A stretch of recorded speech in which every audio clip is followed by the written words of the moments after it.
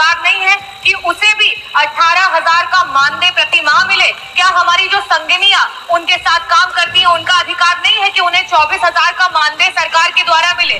तो मेरा नमस्कार दर्शकসকল, এই মুহূৰ্তত আমাৰ চেনেলৰ অন্য এটা ভিডিঅ'লৈ আপোনাক স্বাগতম জনাইছোঁ।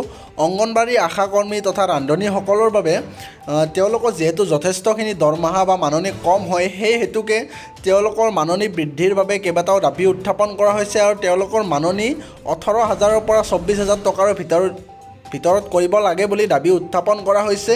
তেওঁলোকে হয়তো শীঘ্ৰেই কেন্দ্ৰ চৰকাৰে যদিহে নেক্সট বাজেট সেশ্যনত অনুমোদন জনায় তাৰ পিছত তেওঁলোকৰ দৰমহা বৃদ্ধি হ'ব পাৰে আৰু তাৰ পিছৰে পৰাই তেওঁলোকে বৰ্ধিত দৰমহা লাভ কৰিব পাৰে।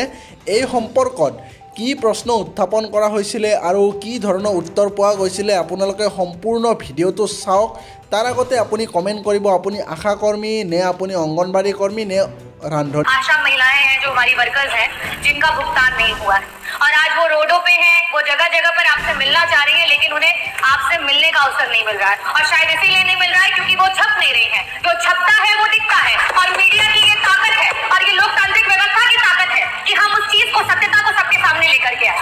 मेरा आपसे सिर्फ यही प्रश्न है कि 1 ट्रिलियन इकोनॉमी की बात करने वाली सरकार, इतने बड़े बड़े बजट लाने वाली सरकार आज आपके विभाग की रेट पे सिर्फ और सिर्फ इसलिए क्योंकि आशा महिलाएं हैं उनको कोई दर्जा नहीं दिया जा रहा है, ना उन्हें राजकीय कर्मचारी का दर्जा दिया जा रहा है, ना उन्हें संविदा के कर्मचारियों का दर्जा दिया जा रहा है। और बार बार जब बात आ रही है कि उनको उनके अधिकार का पैसा मिले, क्योंकि वो हर समय काम करती हैं। प्रसव का कोई समय फिक्स नहीं होता है, हम सब किसी न किसी परिवार से हैं और हम सब जानते हैं कि प्रसव किसी भी समय हो सकता है। और एक वो जो आशा बहन है उस माँ के साथ वो 9 महीने उस प्रसव को झेलती है, उस प्रसव के साथ खड़ी रहती है और उसे अस्पताल लेकर के जाती है।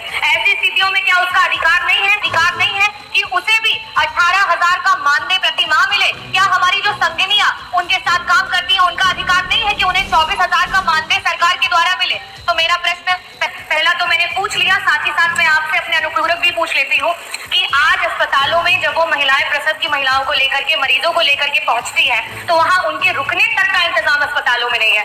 इस पूरे के पूरे उत्तर प्रदेश का कोई ऐसा CFC नहीं है जहाँ आशा बहनों के लिए एक कमरा रखा गया हो कि रात में अगर किसी महिला को प्रसव के समय लेकर के जाए तो उनको वहाँ रुकने का इंतजाम। ऐसी स्थिति में मेरी दूसरी आशा बहनों की तरफ से सरकार से मांग है कि आपके इतने बड़े बजट में से प्रत्येक CFC पे कम से कम आशा बहनों के रुकने का इंतजाम कराते हुए एक कमरा आवंटित किया जाए। मेरा तीसरा आपसे मांग ये है कि ये जो बहनें दिन रात कड़ी तपस्या कर रही हैं, मेहनत कर रही हैं, सड़कों पे घूम रही हैं, परिवारों को जोड़ रही हैं, जागरूक कर रही हैं, prevention is better than cure, इसकी बात कर रही हैं, क्या इन महिलाओं का अधिकार नहीं है कि उन्हें स्वास्थ्य बीमा और उन्हें जीवन बीमा मिले? क्या सरकार अपने विभाग की इतनी महत्वपूर्ण महिलाओं को ये नहीं दे सकती है? और लास्ट में मैं कहूंगी कि जो यातायात है उनके समय का बहुत ही इंपॉर्टेंस है क्योंकि उन्हें समय से पहुंचना होता है जब जहां जरूरत होती है। ऐसी स्थिति में आपने अपने बजट में स्कूटी की बात की है तो मैं ये भी चाहूंगी कि आशा बहनों की मांग है कि उन्हें स्कूटी दी जाए। ये चारों प्रश्न है मेरे और मैं अनुरोध करूंगी कि मंत्री जी दोनों सदस्यों के जो प्रश्न है उनके उत्तर दें। माननीय मंत्री जी।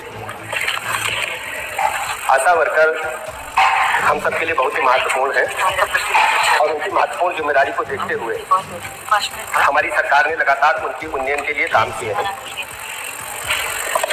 आशा योजना भारत सरकार की योजना है और ये वॉलेंट्री सर्विस है।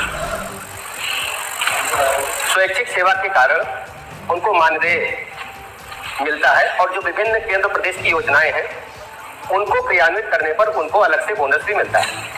इस प्रकार हम कह सकते हैं इनको वर्तमान में 6,000 से लेकर के 11,000 रुपए तक, 6,000 रुपए मिनिमम है और 11,000 रुपए मैक्सिमम पेमेंट हमारी सरकार ने मानदेय और जो इनके बोनस है अतिरिक्त रूप से जो काम किया उसके आधार पर हमने अभी तक किया है। अभी 16-17 में इनको 2,306 रुपया मिलता था टोटल, अब ये 6 से 11,000 रुपया हो गया है। दूसरा 25-26 के बजट में हम इनको 2,000 से 3,000 रुपए करने के लिए हम प्लान बनाए हैं। इसको हम आगे भारत सरकार को 3500 तो पहले ही दे रहे हैं, भारत सरकार को हमने लिखा है। अच्छा वो दूसरा क्या है, अभी हमें लगता माननीय सदस्यों ने पूरा अध्ययन नहीं किया है, सतही जानकारी के तहत सवाल लगाया है। हमारी सरकार ने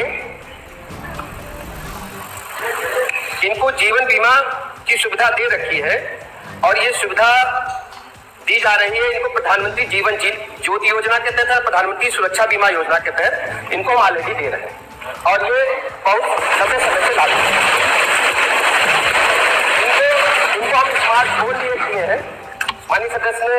चार्ज के बारे में कहा, उसका रिचार्ज के लिए हम 99 रुपये 250 रुपये उनको प्रतिमाह देते हैं रिचार्ज के लिए, मोबाइल फोन किया। दूसरी सबसे बड़ी बात इन्होंने उठाई कि इनको बड़ी चिंता है। सर, लोकतंत्र में सभी काम करने का अवसर इनको भी मिला है और आज हमें मिल रहा है। हम लोगों ने इनके मानदेय को लगातार बढ़ाने का काम किया है और 2018 में 1000 रुपया था, इसको 2000 रुपया अपनी सरकार ने किया, भारतीय जनता पार्टी की योगी जी की सरकार ने किया है। इसके अलावा अगर जियो हमारे समाजवादी साथी सुनना चाहे, 4 मार्च 2014 को समाजवादी पार्टी की सरकार थी, इनके भैया यहाँ बैठते थे, एक जियो किए थे, उसके 90 नंबर पॉइंट पर कहे हैं कोई नियत वेतन आशा को हम नहीं देंगे, ये जियो ने कहा है। और दूसरा कहा है कोई मानदेय भी नहीं मिलेगा। मेरा ये कहना है, ये कोई ऐसी बात नहीं है, ये हमारी सरकार की प्रतिबद्धता आशा वर्कर के साथ साथ उत्तर प्रदेश के एक एक कर्मचारियों के हित के लिए। आशा वर्कर हमारे स्वास्थ्य विभाग की रीढ़ की हड्डी, मैं स्वयं इनके संपर्क में रहता हूं। एक और सूचना दे दूं, मुझे अच्छी तरह याद है, इनके भैया यहाँ बैठते थे, आशा वर्कर ने प्रदर्शन किया था, हजरतगंज कोतवाली में मुकदमा दर्ज हुआ था, जो आशा वर्करों की अध्यक्ष प्रदेश की, उसका मुकदमा पिछली सरकार में न्याय मंत्री रहते हुए मैंने वापस किया था। हमारे समाजवादी साथी, इसलिए माननीय अध्यक्ष जी, हम पूरी तरह से प्रतिबद्ध हैं अपने आशा वर्कर के साथ साथ प्रदेश के एक एक कर्मचारियों के हितों की चिंता करना हमारे सरकार का प्रथम दायित्व है। कर्मचारी हमारी रीढ़ की हड्डी है, उनके